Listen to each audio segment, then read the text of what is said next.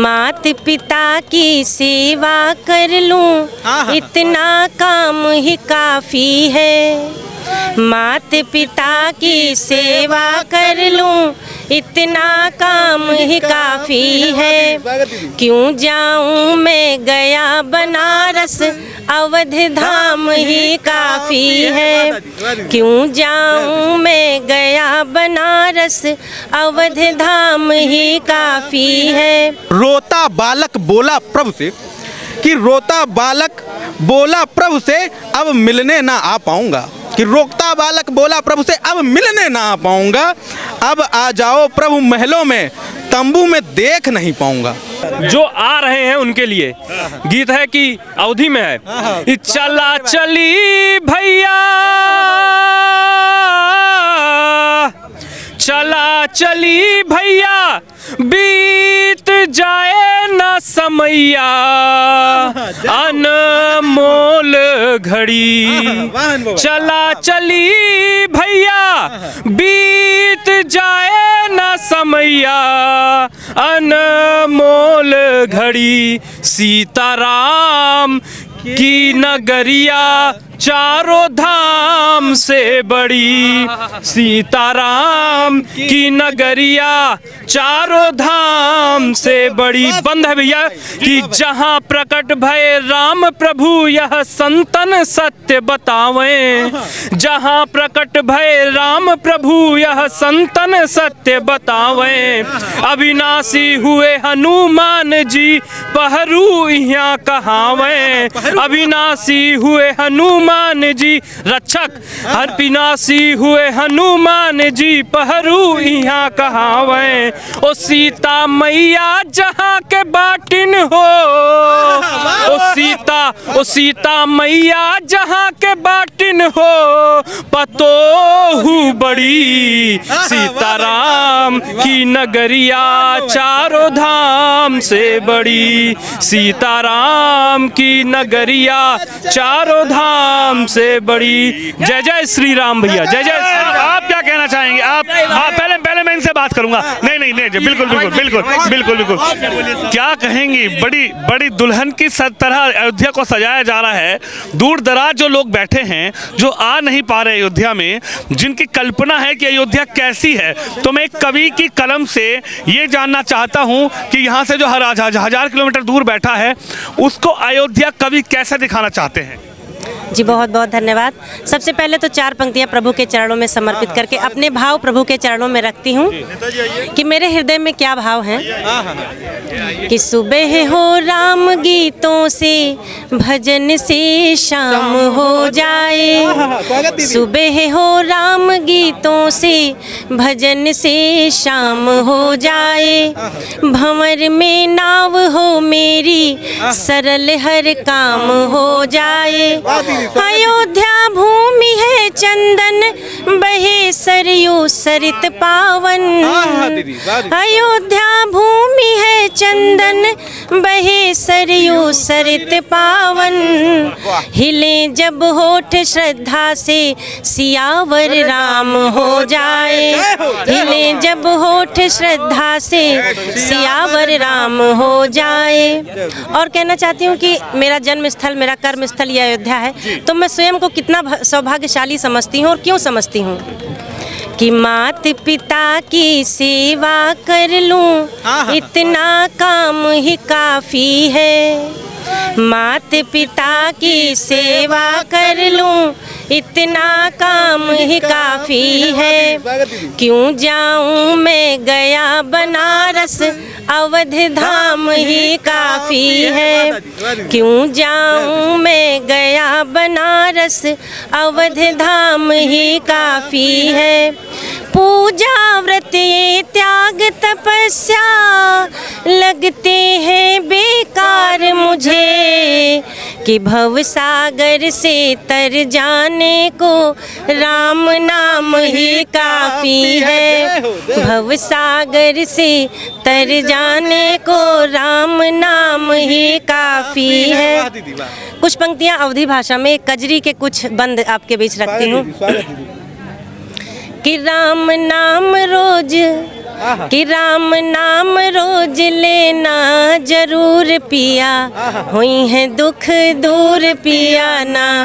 कि राम नाम रोज लेना जरूर पिया, हुई है दुख दूर पिया ना। कि अनक नाम कितना खास ये लिखे है तुलसीदास, कि अनक नाम कितना खास ये लिखे है तुलसीदास। इनके नाम कितना खास ये लिखे है तुलसीदास।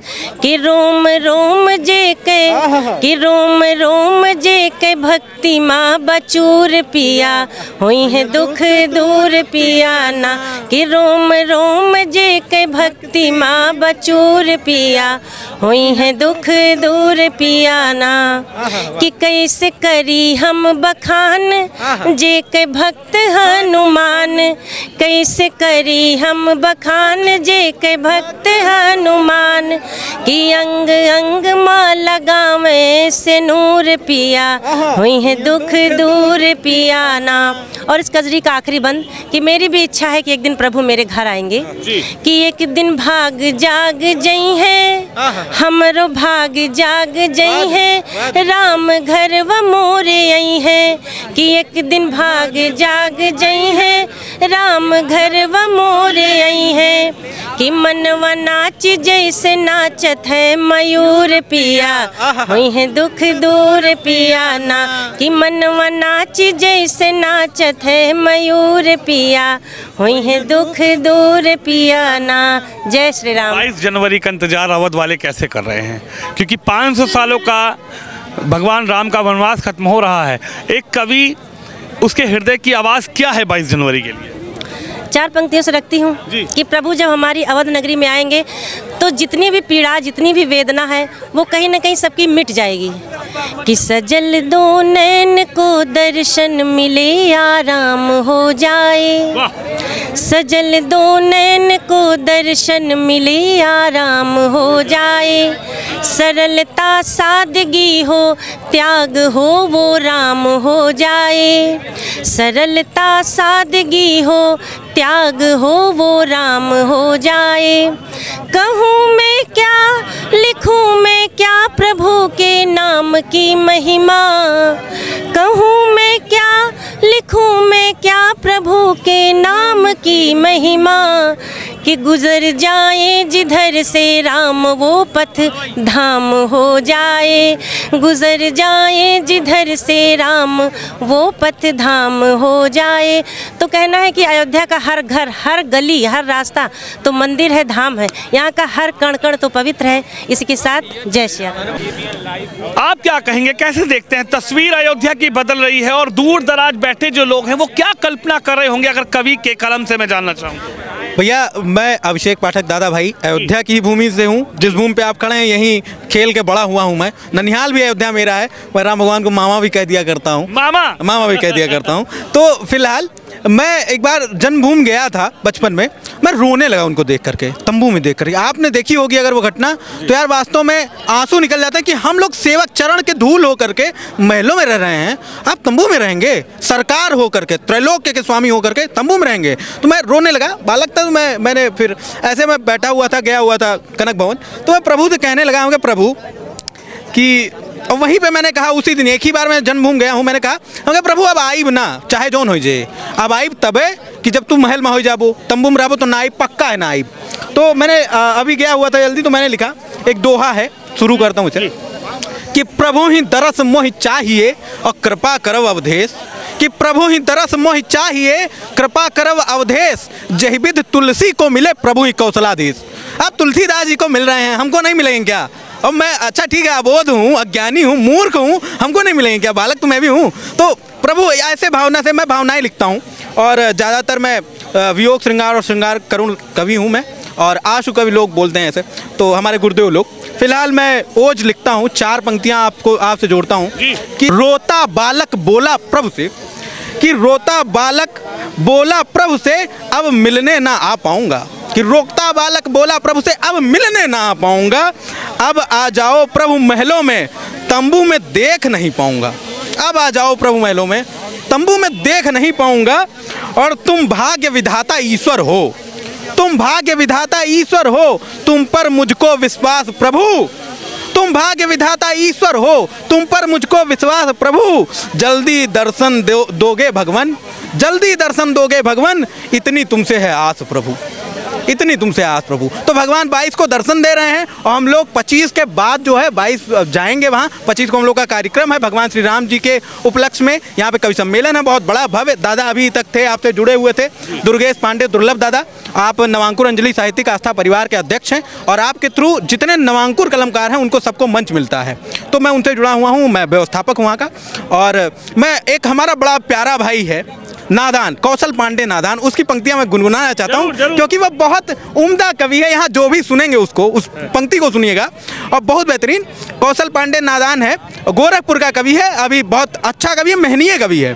तो वो लिखता है, उसकी 4 लाइनें सुनाता हूँ आपको, जोड़ता हूँ उससे, कि जिनके चरणों में चारों धाम होंगे, कि जिनके चरणों में चारों धाम होंगे, और कृपा से जिनके सारे काम होंगे, राम का नाम इतना सुंदर है, राम का नाम इतना सुंदर है, तो कितने सुंदर हमारे राम होंगे। और उसी की 4 पंक्तियां और है, वो भी निवेदित करता हूँ, कि सारे परिणाम पर रही भारी।